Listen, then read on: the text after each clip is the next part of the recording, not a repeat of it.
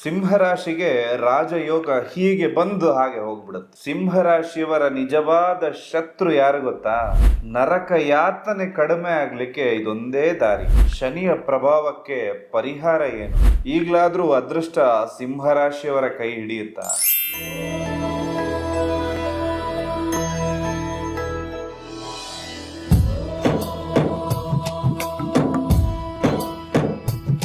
ಗುರುದೇವ್, ಸಿಂಹರಾಶಿಯವರ 2025ನೇ ಸಾಲಿನ ದೀಪಾವಳಿ ಭವಿಷ್ಯವನ್ನ ತಿಳಿಸ್ಕೊಡ್ತಾ ಇದ್ದೇನೆ. ಮೊದಲನೇ ಸಾರಿ ನಮ್ಮ ಚಾನಲ್ಗೆ ಬಂದಿದ್ರೆ ದಯವಿಟ್ಟು ಸಬ್ಸ್ಕ್ರೈಬ್ ಮಾಡ್ಕೊಳ್ಳಿ, ಹಾಗೆ ಬೆಲ್ ಐಕಾನ್ ಕೂಡ ಕ್ಲಿಕ್ ಮಾಡ್ಕೊಳ್ಳಿ ಅಂತ ಹೇಳ್ತಾ, ಇದು ಸಿಂಹರಾಶಿಯ ದೀಪಾವಳಿ ಭವಿಷ್ಯ. ಈ ದೀಪಾವಳಿಯ ನಂತರದಲ್ಲಿ ಸಿಂಹರಾಶಿಯವರ ಜೀವನದಲ್ಲಿ ಯಾವ ರೀತಿ ಬದಲಾವಣೆಗಳಿರುತ್ತೆ, ಈ ಒಂದು ದೀಪಾವಳಿ ಸಂದರ್ಭದಲ್ಲಿ ಮನೆಯಲ್ಲೇ ಕೂತು ಮಾಡಬಹುದಾದಂತಹ ವಿಶೇಷ ತಂತ್ರವೊಂದನ್ನ ಹೇಳ್ತಾ ಇದ್ದೇನೆ. ನಿಮ್ಮ ಜೀವನದಲ್ಲಿರುವ ಯಾವುದೇ ಆಸೆ ಆಕಾಂಕ್ಷೆಗಳು ನಿಮ್ಮದು ಈಡೇರಬೇಕಾ, ಈ ತಂತ್ರವನ್ನ ಸುಲಭವಾಗಿ ಮನೆಯಲ್ಲೇ ಮಾಡಬಹುದು. ಯಾವುದೇ ಖರ್ಚಿಲ್ಲ, ಮನೆಯಲ್ಲೇ ಮಾಡಬಹುದಾದಂಥ ತಂತ್ರವನ್ನ ತಿಳಿಸ್ಕೊಡ್ತಾ ಇದ್ದೇನೆ.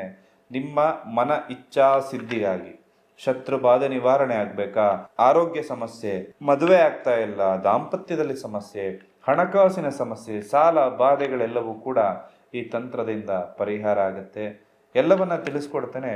ಮೊದಲನೇದಾಗಿ, ಈ ಮಾಸದ ನಂತರದಲ್ಲಿ ಗ್ರಹಚಾರಗಳು ಯಾವ್ಯಾವ ರೀತಿ ಅದರ ಚಲನವಲನಗಳಿರುತ್ತೆ ಅಂತ ನೋಡೋದಾದ್ರೆ, ಈ ದೀಪಾವಳಿ ನಂತರದಲ್ಲಿ ಇರ್ತಕ್ಕಂತಹ ಒಂದಷ್ಟು ಗ್ರಹಗತಿಗಳ ಸಂಚಾರ ಫಲಗಳು ಯಾವ್ಯಾವ್ದು ಅಂತ ನೋಡೋದಾದ್ರೆ, ಗುರುಗ್ರಹ 18ಕ್ಕೆ ಕಟಕ ರಾಶಿಯ ಪ್ರವೇಶವನ್ನ ಮಾಡ್ತಾನೆ. ಅದೇ ತರ ಡಿಸೆಂಬರ್ 5ಕ್ಕೆ ವಕ್ರಿಯಾಗಿ ಮತ್ತೆ ಮಿಥುನ ರಾಶಿಗೆ ಬರ್ತಕ್ಕಂಥದ್ದು.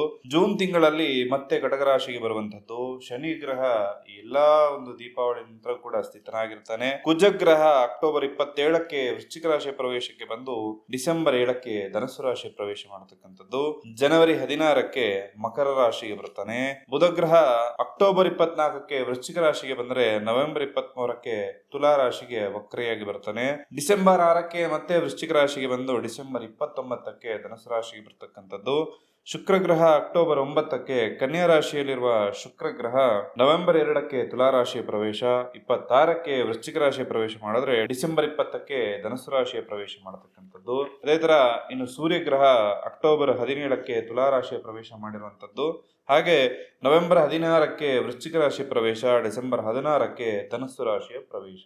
ಈ ಎಲ್ಲವೂ ಕೂಡ ಗ್ರಹಗತಿಗಳ ಬದಲಾವಣೆಗಳಾಗುತ್ತೆ.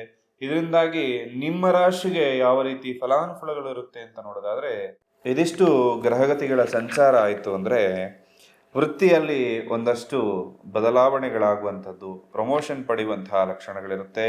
ಸರ್ಕಾರಿ ನೌಕರಿಗೆ ಯಾರಾದರೂ ಪ್ರಯತ್ನ ಪಡ್ತಾ ಇದ್ರೆ ಇದು ಒಳ್ಳೆ ಟೈಮ್ ಅಂತಾನೆ ಹೇಳ್ತೇನೆ. ಜಯ ಅಂತಕ್ಕಂಥದ್ದು ಕೂಡ ಪ್ರಾಪ್ತಿಯಾಗುತ್ತೆ. ಆರೋಗ್ಯ ಸುಧಾರಣೆ ಆಗುತ್ತೆ. ಅವಶ್ಯಕ ವಸ್ತುಗಳು ಎಲ್ಲವೂ ಕೂಡ ನಿಮಗೆ ಸಿಗುತ್ತೆ. ಸಂತೋಷವೂ ಕೂಡ ಪ್ರಾಪ್ತಿಯಾಗುತ್ತೆ. ಆಸ್ತಿ ಹಣ ಕೂಡ ಲಾಭ ಆಗುತ್ತೆ ಅಂತ ಹೇಳ್ತೇನೆ.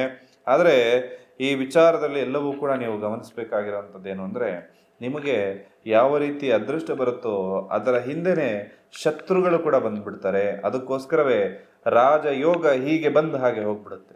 ವಿವಾಹ ಯೋಗ ಅಂತಕ್ಕಂಥದ್ದು ಕೂಡ ಪ್ರಾಪ್ತಿಯಾಗುತ್ತೆ. ದಾಂಪತ್ಯದಲ್ಲಿ ಸುಖ ಅಂತಕ್ಕಂಥದ್ದೆಲ್ಲವೂ ಕೂಡ ಪ್ರಾಪ್ತಿ. ಆದರೆ ನೀವು ನಿಮ್ಮ ಶತ್ರುಗಳು, ನಿಮ್ಮ ಹಿಂದೆ ಮಾಡ್ತಕ್ಕಂತಹ ಪಿತೂರಿಗಳ ಬಗ್ಗೆ ವಿಶೇಷ ಗಮನವನ್ನು ವಹಿಸಬೇಕು. ಇಲ್ಲವಾದರೆ ಸ್ವಲ್ಪ ಸಮಸ್ಯೆಗೆ ಒಳಗಾಗ್ತಕ್ಕಂತಹ ಲಕ್ಷಣಗಳು ಕೂಡ ಇರುತ್ತೆ. ಅನ್ಯಾಯ ಅಂದರೆ ಸಿಂಹರಾಶಿಯವರೆಗೆ ಆಗೋದಿಲ್ಲ, ಆದರೆ ನಿಮ್ಮ ಕಣ್ಣ ಮುಂದೆ ಆಗುವಂತಹ ಅನ್ಯಾಯವನ್ನು ತಡಿಲಿಕ್ಕೆ ಹೋಗಿ ನೀವೇ ಕಷ್ಟಕ್ಕೆ ಸಿಗಾಕೊಳ್ಳುವಂತಹ ಪರಿಸ್ಥಿತಿ ಕೂಡ ಇರುತ್ತೆ. ಅಂದರೆ ಇನ್ನೊಬ್ಬರಿಗೆ ಅನ್ಯಾಯ ಆಗ್ತಾ ಇದೆ, ನಾನು ಅವ್ರಿಗೆ ಸಹಾಯ ಮಾಡ್ತೀನಿ ಅಂತ ಹೋಗಿ ನೀವು ಕಷ್ಟಕ್ಕೆ ಬೀಳುವಂತಹ ಲಕ್ಷಣಗಳಿರುತ್ತೆ. ಆದರೆ ಮಾಡಬಾರದು ಅಂತಲ್ಲ, ಮಾಡಬೇಕಾಗಿರೋ ಕರ್ತವ್ಯ ನಮ್ಮದು, ಮಾಡಿ ಅದಾದ ನಂತರದಲ್ಲಿ ಫಲಾನುಫಲಗಳನ್ನು ಆ ದೇವರಿಗೆ ಬಿಡಿ. ನವೆಂಬರ್ ಮಾಸದಲ್ಲಿ ನಿಮ್ಮ ಸಂಸಾರ ಹಾಗೂ ಸಂಬಂಧದಲ್ಲಿ ಅಭಿವೃದ್ಧಿ ಆಗುತ್ತೆ. ಹಾಗೆ ಹಣ ಮತ್ತು ಆಸ್ತಿ ಕೂಡ ಲಾಭ ಆಗ್ತಕ್ಕಂಥದ್ದು. ಅಭಿವೃದ್ಧಿಯ ಜೊತೆಗೆ ಒಂದಷ್ಟು ಮನೆ ಅಥವಾ ಭೂಮಿ ಖರೀದಿ ಯೋಗಗಳು ಕೂಡ ಇರುತ್ತೆ. ಅಧಿಕಾರಿಗಳು ನಿಮ್ಮ ಮೇಲೆ ಪ್ರಭಾವವನ್ನು ಬಯಸ್ಬೋದು. ಹಾಗೆ ಗೌರವ ಕೂಡ ನಿಮಗೆ ಪ್ರಾಪ್ತಿಯಾಗುತ್ತೆ. ಅವಿವಾಹಿತರಿಗೆ ವಿವಾಹ ಯೋಗ ಇರುವಂಥದ್ದು. ಹಾಗೆ ವೃತ್ತಿಯಲ್ಲಿ ಒಂದಷ್ಟು ಪ್ರಮೋಷನ್ ಪಡೆಯುವಂಥದ್ದು. ನಿಮಗೆ ಒಂದು ಅಕ್ಟೋಬರ್ ಮಾಸದಿಂದನೇ ಸ್ವಲ್ಪ ಪ್ರಮೋಷನ್ ಆಗ್ತಕ್ಕಂತಹ ಅನೇಕ ಲಕ್ಷಣಗಳು ಬರುತ್ತದೆ. ಹಾಗೆ ಜಗಳ ಕಲಹಗಳು ಕೂಡ ನಿಮ್ಮ ಮನೆಯಲ್ಲಿ ನಿರ್ಮಾಣ ಆಗ್ಬೋದು. ಹೊಟ್ಟೆಗೆ ಸಂಬಂಧಪಟ್ಟಂತಹ ಸಮಸ್ಯೆಗಳು, ಅಜೀರ್ಣ ಆಗ್ಬೋದು, ಅಥವಾ ಕರಳಿಗೆ ಸಂಬಂಧಪಟ್ಟಂಥ ಸಮಸ್ಯೆಗಳಾಗ್ಬೋದು, ಜ್ವರ ಅಂತಕ್ಕಂಥದ್ದನ್ನು ನಿಮ್ಮನ್ನು ಕಾಡ್ಬೋದು ನವೆಂಬರ್ ತಿಂಗಳಲ್ಲಿ. ಹಾಗಾಗಿ ಜ್ವರ ಪ್ರತಿಯೊಬ್ಬ ವ್ಯಕ್ತಿಗೂ ವರ್ಷಕ್ಕೊಂದ್ಸಲಿ ಬರಲೇಬೇಕು ಅಂತಕ್ಕಂಥದ್ದು. ಜ್ವರ ಬಂದಾಗ ಒಬ್ಬ ವ್ಯಕ್ತಿಯ ದೇಹದಲ್ಲಿರುವಂತಹ ಕೆಟ್ಟ ವಿಚಾರಗಳನ್ನೆಲ್ಲ ಅದು ಹೊರಗಾಗ್ತದೆ. ಹಾಗಾಗಿ ಒಂದು ಶನಿವಾರದ ದಿನ ಅಥವಾ ಮಂಗಳವಾರದ ದಿನ ಹನುಮಂತನ ಉಪಾಸನೆಯನ್ನು ಮಾಡಿ, ಉಪವಾಸ ಅಲ್ಲ, ಉಪಾಸನೆ ಅಂದರೆ ಆರಾಧನೆಯನ್ನು ಮಾಡತಕ್ಕಂಥದ್ದು. ಹಾಗೆ ಮಂಗಳವಾರದ ದಿನ ಕಾಲಭೈರವನ ಪೂಜೆಯನ್ನು ಮಾಡಿ, ಇದರಿಂದಾಗಿ ನಿಮ್ಮ ಸಾಲ ಬಾಧೆಗಳೆಲ್ಲವೂ ಕೂಡ ನಿವಾರಣೆ ಆಗ್ತಕ್ಕಂಥದ್ದು. ರಾಜಕಾರಣಿಗಳಿಗೆ ಸ್ವಲ್ಪ ಒಂದಷ್ಟು ಕಠಿಣವಾದ ಸಮಯ ಅಂತ ಹೇಳ್ತೇನೆ. ದಾಂಪತ್ಯ ಜೀವನ ಚೆನ್ನಾಗಿರುತ್ತೆ, ಆದರೆ ವಿದ್ಯಾರ್ಥಿಗಳು ಓದಿನಲ್ಲಿ ಸ್ವಲ್ಪ ಆಸಕ್ತಿ, ಅಂದರೆ ನಿಮ್ಮ ಮಕ್ಕಳು ಸಿಂಹರಾಶಿಯ ಮಕ್ಕಳು ಅಥವಾ ಸಿಂಹರಾಶಿಯಲ್ಲಿರ್ತಕ್ಕಂಥ ವಿದ್ಯಾರ್ಥಿಗಳು ಒಂದಷ್ಟು ಎಜುಕೇಷನ್ನಲ್ಲಿ ಹಿಂದೆ ಬೀಳಬಹುದು. ಹಾಗೆ ಕಲಾವಿದರಿಗೆ ಈ ಒಂದು ನವೆಂಬರ್ ಮಾಸ ತುಂಬ ಚೆನ್ನಾಗಿರುವಂತಹ ಮಾಸ. ಇನ್ನು ಡಿಸೆಂಬರ್ ತಿಂಗಳಲ್ಲಿ ಸ್ವಲ್ಪ ಒಂದು ಅಶಾಂತಿಯ ವಾತಾವರಣ ಮನೆಯಲ್ಲಿ ನಿರ್ಮಾಣ ಆಗ್ಬೋದು. ವಾಹನ ಒಂದಷ್ಟು ಚಲಾಯಿಸಬೇಕಾದ್ರೆ ಎಚ್ಚರಿಕೆಯಿಂದ ಇರಿ. ಸಂತಾನ ಭಾಗ್ಯ ಕೂಡ ಒಂದು ಪ್ರೆಗ್ನೆನ್ಸಿ ಕನ್ಫರ್ಮ್ ಆಗ್ತಕ್ಕಂಥದ್ದು ಡಿಸೆಂಬರ್ ತಿಂಗಳಲ್ಲಿ ಆಗ್ಬೋದು ಸಿಂಹರಾಶಿಯವರಿಗೆ. ಹಾಗೆ ಅತಿಯಾದ ಪ್ರೀತಿ ಅಥವಾ ಅತಿಯಾದ ಯಾರನ್ನಾದರೂ ನಂಬಿ ಮೋಸ ಹೋಗುವಂತಹ ಲಕ್ಷಣ ಡಿಸೆಂಬರಲ್ಲಿರುತ್ತೆ. ಸ್ವಲ್ಪ ಎಚ್ಚೆತ್ಕೊಳ್ಳಿ. ಪಾರ್ಟ್ನರ್ಶಿಪ್ ಮಾಡಬೇಕಾದ್ರೆ ತುಂಬ ಎಚ್ಚರಿಕೆಯಿಂದ ತಾವಿರಬೇಕಾಗತ್ತೆ. ನಿಮ್ಮ ಮಾತನ್ನು ನಿಮ್ಮ ಮಕ್ಕಳು ಕೇಳದೇನೆ ನಿಮಗೆ ನಿರಾಸೆ ಆಗ್ಬೋದು. ನಾನು ಇಷ್ಟೆಲ್ಲ ಮಾಡಿ ನನ್ನ ಮಕ್ಕಳ ಮಾತು ಕೇಳ್ತಾ ಇಲ್ಲ ಅಂತ ಹೇಳಿ ಮನಸ್ಸಿಗೆ ಬೇಜಾರಾಗ್ಬೋದು. ಸ್ವಲ್ಪ ಎಚ್ಚರಿಕೆಯಿಂದ ಇರಿ. ಹಾಗೆ ಓದಿನಲ್ಲಿ ಮಕ್ಕಳು ಹಿಂದೆ ಬೀಳುವಂತಹ ಲಕ್ಷಣಗಳು ಇರುವಂಥದ್ದು. ವಿದ್ಯಾರ್ಥಿಗಳು ಯಾರು ಸಿಂಹರಾಶಿಯವರು ಇರ್ತೀರಿ, ಓದಿನಲ್ಲಿ ಯಾರಾದರೂ ಸಿಂಹರಾಶಿಯವರ ತಂದೆ ತಾಯಿಯರ ವಿಡಿಯೋವನ್ನು ನೋಡ್ತಾ ಇದ್ದರೆ ನಿಮ್ಮ ಮಕ್ಕಳದ್ದು ಸಿಂಹರಾಶಿ ಇತ್ತು ಅಂದರೆ ಒಂದು ಓದೋದಕ್ಕೆ ಸ್ವಲ್ಪ ಅವ್ರ ಹಿಂದೆ ನಿಲ್ಲುವಂತಹ ಅವಶ್ಯಕತೆ ಅವರಿಗಿದೆ. ಯಾಕಂದರೆ ಸ್ವಲ್ಪ ಮನಸ್ಸು ಆ ಕಡೆ ಈ ಕಡೆ ಚಂಚಲತೆ ಇರೋದ್ರಿಂದ. ಹಾಗಾಗಿ ಸ್ವಲ್ಪ ಎಚ್ಚರಿಕೆಯಿಂದ ಇಡಿ. ಪ್ರೇಮಿಗಳಿಗೆ ಉತ್ತಮ ಸಮಯ ಆಗಿರುತ್ತೆ. ದಾಂಪತ್ಯ ಜೀವನ ಚೆನ್ನಾಗಿರುತ್ತೆ ಡಿಸೆಂಬರ್ 15ರ ನಂತರದಲ್ಲಿ.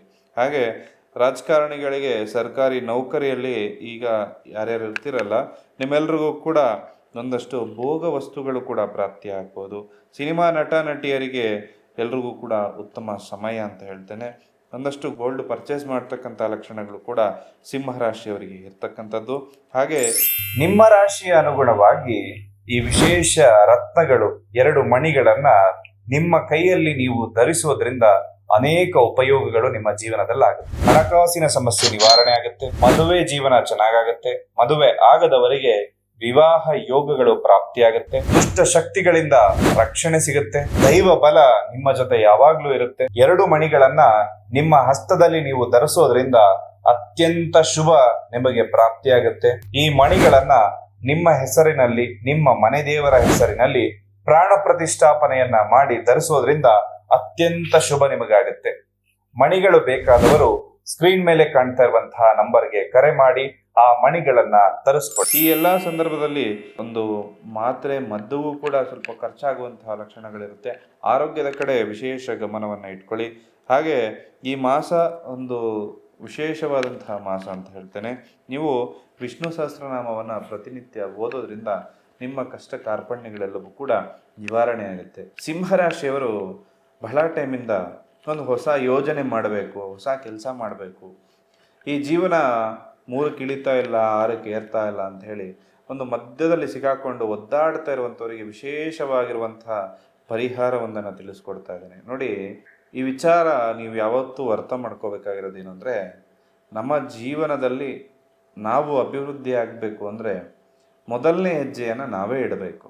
ನಾನು ಅಭಿವೃದ್ಧಿ ಆಗಬೇಕು ಅಂತ ಹೇಳಿ 2024-23ರಿಂದನೂ ಕೂಡ ನಾನು ಹೊಸ ಆಯಾಮಕ್ಕೆ ಹೋಗಬೇಕು ಅಂತ ಹೇಳಿ ಬಹಳ ಯೋಚನೆಯನ್ನು ಮಾಡಿರ್ತೀರಿ. ಬಟ್ ನಿಮ್ಮ ಕೆಲಸ ಕಾರ್ಯಗಳೆಲ್ಲವೂ ಕೂಡ ನೀವು ಅಂದುಕೊಂಡಂತೆ ಮಾಡಲಿಕ್ಕೆ ಆಗಿರೋದಿಲ್ಲ. 2025ರಲ್ಲಿ ನಾನು ಈ ಕೆಲಸ ಮಾಡ್ತೀನಿ ಅಂತ ಅಂದ್ಕೊಂಡು ಎಷ್ಟು ಕೆಲಸವನ್ನು ನೀವು ಮಾಡಿದ್ದೀರಿ ಅಂತ ಹೇಳಿ ನೀವೇ ಒಂದು ಪರೀಕ್ಷೆಯನ್ನು ಮಾಡಿಕೊಳ್ಳಿ. ಯಾಕೆ ಮಾಡಲಿಕ್ಕಾಗಿಲ್ಲ ಅಂತಲೂ ಕೂಡ ನೀವೇ ಯೋಚನೆಯನ್ನು ಮಾಡಬೇಕಾಗತ್ತೆ. ಪ್ರತಿಯೊಬ್ಬರು ಸಿಂಹರಾಶಿಯವರು ಕೂಡ ನಿಮಗೆ ನಿಮ್ಮ ಜಾತಕ ಫಲ ಅನ್ನೋದು ಒಂದು 50 ಭಾಗ ಆದರೆ ಇನ್ನೂ 50 ಭಾಗ ನಿಮ್ಮ ಕೈಯಲ್ಲೇ ಇರುತ್ತೆ. ನಾನೊಂದು ಕೆಲಸ ಮಾಡಬೇಕು ಅಂತ ಅಂದ್ಕೊಂಡಾಗ ಆ ಕೆಲಸ ಕಾರ್ಯಗಳು ಆಗಬೇಕು ಅಂದರೆ ಅದರ ಕಡೆ ನನ್ನ ಗಮನ ಇರಬೇಕಾಗುತ್ತೆ. ಹಾಗಾಗಿ 2025 ಮುಗಿತಾ ಬಂದಿದೆ, ಇನ್ನು 2 ತಿಂಗಳಿದೆ. ಇದನ್ನು ಸದುಪಯೋಗ ಪಡಿಸ್ಕೊಂಡು 2026ರಲ್ಲಿ ನಾನು ಏನೇನು ಮಾಡಬೇಕು ಅಂತ ಹೇಳಿ ಈಗಲೇ ಯೋಚನೆ ಮಾಡಿ. ಈಗ ಯೋಚನೆ ಮಾಡಿದಾಗ ಈ 2 ತಿಂಗಳಲ್ಲಿ ನಿಮ್ಮ ಕೆಲಸ ಕಾರ್ಯಗಳು ಏನೇನು ಆಗಬೇಕು ಅಂತಕ್ಕಂಥದ್ದನ್ನು ನೀವು ಬರೆದಿಟ್ಕೊಂಡು ಅದನ್ನು ಯಾವ ರೀತಿ ಅದಕ್ಕೆ ತಯಾರಿ ಬೇಕು ಅಂತಕ್ಕಂಥದ್ರ ಕಡೆ ಸಿಂಹರಾಶಿಯವರು ಪ್ರತಿಯೊಬ್ಬರು ಕೂಡ ಗಮನ ಇಟ್ಟು 2026ರಲ್ಲಿ ಎಲ್ಲವೂ ಕೂಡ ನಿಮ್ಮದು ಸಿದ್ಧಿಯಾಗಲಿಕ್ಕೆ ಅದರ ಕಡೆ ಗಮನವನ್ನು ಕೊಡಿ. ನಿಮ್ಮ ಕಷ್ಟಗಳು ಪರಿಹಾರ ಆಗಲಿಕ್ಕೆ ಈ ಒಂದು ಅಮಾವಾಸ್ಯೆ ದಿನ ಶತ್ರು ಬಾಧೆ ನಿವಾರಣೆ ಆಗ್ತಕ್ಕಂಥದ್ದು ಎಲ್ಲದಕ್ಕೂ ಕೂಡ ಪರಿಹಾರ ಹೊಂದಿದೆ. ಅದನ್ನು ನೋಡ್ಕೊಂಬರೋದು ಯಾವ ಥರ ಮಾಡೋದು ಅಂತ ನೋಡೋದಾದರೆ, ಈ ದೀಪಾವಳಿ ಅಮಾವಾಸ್ಯೆಗೆ ವಿಶೇಷ ತಂತ್ರವೊಂದನ್ನು ಮನೆಯಲ್ಲೇ ಮಾಡುವಂಥದ್ದು ತಿಳಿಸ್ಕೊಡ್ತೇನೆ ಅಂತ ಹೇಳಿದ್ದೆ, ಅದನ್ನು ಹೇಳ್ತಾ ಇದ್ದೇನೆ. ವಿಶೇಷವಾಗಿ ಹಣಕಾಸಿನ ಸಮಸ್ಯೆ ಇರುವಂಥವರು, ದಾಂಪತ್ಯ ಜೀವನದಲ್ಲಿ ಸಮಸ್ಯೆ ಇರುವಂಥವರು, ಸಾಲದ ಬಾಧೆಗೆ ಸಿಲುಕಿರುವಂಥವರು, ಅಥವಾ ಇನ್ನಿತರ ಯಾವುದೇ ಕಷ್ಟ, ನಿಮ್ಮ ಮನಸ್ಸಿನಲ್ಲಿ ಇದೊಂದು ಕೆಲಸ ಆಗಬೇಕು ಅಂತ ನೀವು ಅಂದ್ಕೊಂಡು ಆ ಕೆಲಸ ಆಗ್ತಾ ಇಲ್ವಾ, ಈ ವಿಶೇಷ ತಂತ್ರವನ್ನು ಮಾಡಿ ಅಮಾವಾಸ್ಯೆ ದಿನನೇ ಮಾಡಬೇಕು. ದೀಪಾವಳಿ ಅಮಾವಾಸ್ಯೆಗೆ ತಪ್ತು ಅಂದರೆ ಮುಂದಿನ ಅಮಾವಾಸ್ಯೆಗೆ ಮಾಡಿ. ಖಂಡಿತವಾಗ್ಲೂ ಕೂಡ ಈ ಒಂದು ಅಮಾವಾಸ್ಯೆ ತಂತ್ರ ಮಾಡೋದ್ರಿಂದ ಶತ್ರು ಬಾಧೆಯಿಂದ ಹಿಡಿದು ಎಲ್ಲ ಸಮಸ್ಯೆಗಳು ಕೂಡ ಸಂಪೂರ್ಣ ನಿವಾರಣೆ ಆಗುತ್ತೆ. ಪ್ರತಿಯೊಬ್ಬರು ಕೂಡ ನಿಮ್ಮ ಮನೆಯಲ್ಲೇ ಈ ತಂತ್ರವನ್ನು ನೀವು ಸುಲಭವಾಗಿ ಮಾಡ್ಬೋದು. ವಿಶೇಷ ಪರಿಹಾರ ನಿಮಗೆ ಹೇಳ್ತಾ ಇರುವಂಥದ್ದು ನೋಡಿ, ಈ ಒಂದು ಪರಿಹಾರವನ್ನು ನೀವು ಅನುಸರಿಸಲಿಕ್ಕೆ ಜಾಸ್ತಿ ಖರ್ಚು ಕೂಡ ಆಗೋದಿಲ್ಲ. ಮನೆಯಲ್ಲೇ ಕೂತ್ಕೊಂಡು ಶ್ರದ್ಧೆ ಭಕ್ತಿಯಿಂದ ಇದನ್ನು ಮಾಡ್ಕೋಬೋದು. ಮಣ್ಣಿನ ಕುಡಿಕೆ ಒಂದನ್ನು ತಗೊಬರ್ಬೇಕಾಗತ್ತೆ. ಒಂದು ಮಣ್ಣಿನ ಕುಡಿಕೆ, ಆ ಕುಡಿಕೆಯ ಒಳಗೆ ಒಂದು ವಿಶೇಷವಾಗಿ ಭುಜಪತ್ರೆಯ ಎಲೆ ಗ್ರಂಥಿಕೆ ಅಂಗಡಿಯಲ್ಲಿ ಸಿಗ್ತದೆ. ಅದು ಸಿಕ್ಕಿಲ್ಲ ಅಂದರೆ ತಾಮ್ರದ ತಗಡಾದರೂ ಸಿಗುತ್ತೆ. ಈ ತಾಮ್ರದ ತಗಡಿನಲ್ಲಿ ಮೊದಲಿಗೆ ನಿಮ್ಮ ಹೆಸರು, ರಾಶಿ, ನಕ್ಷತ್ರವನ್ನು ಬರಿಬೇಕು. ಅದಾದ ನಂತರದಲ್ಲಿ ನೀವು ಯಾವ ಕೆಲಸ ಆಗಬೇಕು ನಿಮ್ಮದು, ಅದನ್ನು ಒಂದು ಮೊಳೆಯ ಸಹಾಯದಿಂದನೋ ಅಥವಾ ಒಂದು ಪೆನ್ನಿನ ಮುಖಾಂತರನೋ ಒಂದು ಪೆನ್ಸಿಲ್ನ ಮುಖಾಂತರನೋ ಆ ಒಂದು ಹಾಳೆಯಲ್ಲಿ ಅಥವಾ ಯಂತ್ರದ ಮೇಲೆ, ತಗಡಿನ ಮೇಲೆ ಬರಿಬೇಕಾಗತ್ತೆ. ಪೂರ್ತಿಯಾಗಿ ನಿಮ್ಮ ಏನು ಕೆಲಸ ಆಗಬೇಕು ಅಂತಕ್ಕಂಥದ್ದನ್ನು ಅದನ್ನು ಬರೆದಾದ ನಂತರದಲ್ಲಿ ಇದನ್ನು ಕುಡಿಕೆ ಒಳಗಡೆ ಹಾಕಬೇಕು. ಯಾಕಂದರೆ ನಿಮ್ಮ ಆಸೆ ಆಕಾಂಕ್ಷೆಗಳು ಈಡೇರಬೇಕು ಅಂದಾಗ ಇದನ್ನು ವಿಶೇಷವಾಗಿ ಮಾಡ್ಬೋದು. ಹಾಗೆ ಒಂದು ಸ್ವಲ್ಪ ಕಲ್ಲು ಸಕ್ಕರೆ ಒಂದು 5-6 ಕಲ್ಲು ಸಕ್ಕರೆಯನ್ನು ಆ ಕುಡಿಕೆಯ ಒಳಗಡೆ ನೀವು ಸೇರಿಸ್ಬೇಕಾಗುತ್ತೆ. ಹೀಗೆ ಬರಿಬೇಕಾದ್ರೆ ಇನ್ನೊಬ್ಬರಿಗೆ ತೊಂದರೆ ಆಗುವಂಥದ್ದನ್ನು ಯಾವುದೇ ಕಾರಣಕ್ಕೂ ಬರಿಬೇಡಿ. ಆ ರೀತಿ ಬರೆದಾಗ ಅದು ನಿಮಗೆ ರಿವರ್ಸ್ ಆಗಿ ಸಮಸ್ಯೆಗಳನ್ನು ಕೊಡುತ್ತೆ. ಬರೆದು ಬಿಟ್ಟು ನನ್ನ ಕೆಲಸ ಆಗಿಬಿಡುತ್ತೆ ಅಂತಾರೆ, ಅದರ ಕುರಿತಾಗಿ ನೀವು ಶ್ರಮವನ್ನು ಕೂಡ ಪಡಬೇಕಾಗತ್ತೆ. ಒಂದು ದೈವ ಬಲ ಅಂತಕ್ಕಂಥದ್ದು ಯಾರಿಗೆ ಇರೋದಿಲ್ವೋ ಈ ತಂತ್ರ ಮಾಡೋದ್ರಿಂದ ದೈವ ಬಲ ಅಂತಕ್ಕಂಥದ್ದು ಸಂಪೂರ್ಣವಾಗಿ ನಿಮಗೆ ಪ್ರಾಪ್ತಿಯಾಗುತ್ತೆ. ಇನ್ನು 2ನೇ ವಸ್ತು ನೀವು ಹಾಕಬೇಕಾಗಿರುವಂಥದ್ದು ರಾಶಿ ಪ್ರಕಾರ ಹೇಳ್ಕೊಂಡು ಹೋಗ್ತೀನಿ. ಮೇಷ ಮತ್ತು ವೃಶ್ಚಿಕ ರಾಶಿಯವರು ತೊಗರಿ ಬೇಳೆಯನ್ನು ಹಾಕಬೇಕು. ವೃಷಭ ಹಾಗೂ ತುಲಾ ರಾಶಿಯವರು ಅವರೇ ಬೇಳೆಯನ್ನು ಹಾಕಬೇಕು. ಮಿಥುನ ಹಾಗೂ ಕನ್ಯಾ ರಾಶಿಯವರು ಪಚ್ಚೆ ಹೆಸರು ಕಾಳು ಅಥವಾ ಹೆಸರು ಬೇಳೆಯನ್ನು ಹಾಕಬೇಕು. ಕಟಕ ರಾಶಿಯವರು ಅಕ್ಕಿ ಅಥವಾ ಭತ್ತವನ್ನು ಹಾಕಬೇಕು. ಸಿಂಹರಾಶಿಯವರು ಗೋಧಿಯ ಕಾಳನ್ನು ಹಾಕಬೇಕಾಗತ್ತೆ. ಧನಸ್ಸು ಮತ್ತು ಮೀನರಾಶಿಯವರು ಕಡಲೆಕಾಳುಗಳನ್ನು ಹಾಕಬೇಕು. ಹಾಗೆ ಮಕರ ಮತ್ತು ಕುಂಭರಾಶಿಯವರು ಕಪ್ಪು ಎಳ್ಳನ್ನು ಈ ಒಂದು ಕುಡಿಕೆ ಒಳಗಡೆ ಸೇರಿಸ್ಬೇಕು. ಸಂಪೂರ್ಣವಾಗಿ ಮುಚ್ಚುವಷ್ಟು ನೀವು ಈ ಕಾಳುಗಳನ್ನು ಹಾಕಬೇಕಾಗತ್ತೆ. ಒಂದು ಕೆಂಪು ವಸ್ತ್ರವನ್ನು ತೆಗೆದುಕೊಂಡು ಈ ಕುಡಿಕೆಯನ್ನು ಸಂಪೂರ್ಣವಾಗಿ ಕಟ್ಟಬೇಕು. ಕಟ್ಟಿದ ನಂತರದಲ್ಲಿ ವಿಶೇಷವಾಗಿ ನಿಮ್ಮ ದೇವರ ಮನೆಯಲ್ಲಿ ಇದನ್ನು ಇಡಬೇಕು. ಯಾವ ರೀತಿ ಇಡಬೇಕು ಅಂದರೆ, ಒಂದು ತಟ್ಟೆಯ ಮೇಲೆ ಅಕ್ಕಿಯ ಮೇಲೆ ಈ ಕಲಶ ಅಥವಾ ಕುಡಿಕೆಯನ್ನು ಇಟ್ಟು 9 ದಿನಗಳ ಕಾಲ ಪೂಜೆ ಮಾಡಬೇಕು. ಪೂಜೆ ಅಂದರೆ ನೀವು ದೇವರ ಮನೆಯಲ್ಲಿ ದಿನನಿತ್ಯ ಯಾವ ಪೂಜೆ ಮಾಡ್ತಿರಲ್ಲ ಅದೇ ರೀತಿಯಾಗಿರ್ತಕ್ಕಂತಹ ಪೂಜೆ ಮಾಡುವಂತಹ ಸಂದರ್ಭದಲ್ಲಿ ವಿಶೇಷ ಮಂತ್ರ, ನಿಮ್ಮ ಸ್ಕ್ರೀನ್ ಮೇಲೆ ಬರುವಂತಹ ಮಂತ್ರವನ್ನು ಹೇಳಿಕೊಂಡು 108 ಬಾರಿ ಜಪವನ್ನು ಮಾಡಿ ಸರ್ವ ಕಾರ್ಯ ಸಿದ್ಧಿ ಆಗಬೇಕು ಅಂತಕ್ಕಂತಹ ಮಂತ್ರವನ್ನು ಹೇಳಿ ಆ ನಂತರದಲ್ಲಿ ನೀವು ಇದನ್ನು ಪೂಜೆ ಮಾಡಿ ಇದಕ್ಕೊಂದು ಕಡ್ಡಿ ಕರ್ಪೂರವನ್ನು ತೋರಿಸಿ 9 ದಿನಗಳ ಕಾಲ ಪೂಜೆ ಮಾಡಬೇಕು. 9 ದಿನದ ಪೂಜೆ ಆದ ನಂತರದಲ್ಲಿ 9 ದಿನ ಕಳೆದ ನಂತರದಲ್ಲಿ ನವಮಿಯ ತಿಥಿ ಇರುತ್ತೆ ಅಥವಾ ದಶಮಿಯ ತಿಥಿ ಇರುತ್ತೆ. ಇಂತಹ ದಿನ ನೀವು ಇದನ್ನು ತೆಗೆದುಕೊಂಡು ಹೋಗಬೇಕು. ಹೋಗೋದಕ್ಕಿಂತ ಮುಂಚೆ ಯಾವುದಾದ್ರೂ ಹಸುವಿಗೆ 2 ಬಾಳೆಹಣ್ಣನ್ನು ತಿನ್ನೋದಕ್ಕೆ ಕೊಡಬೇಕು. ಆ ನಂತರದಲ್ಲಿ ಇದನ್ನು ಅರಳಿ ಮರ ಅಥವಾ ಅಶ್ವತ್ಥ ಗಿಡದ ಬುಡದಲ್ಲಿ ಇಟ್ಟು 3 ಪ್ರದಕ್ಷಿಣೆಯನ್ನು ಆ ಮರಕ್ಕೆ ಹಾಕ್ಬಿಟ್ಟು ನೀವು ಮನೆಗೆ ಬರಬೇಕು.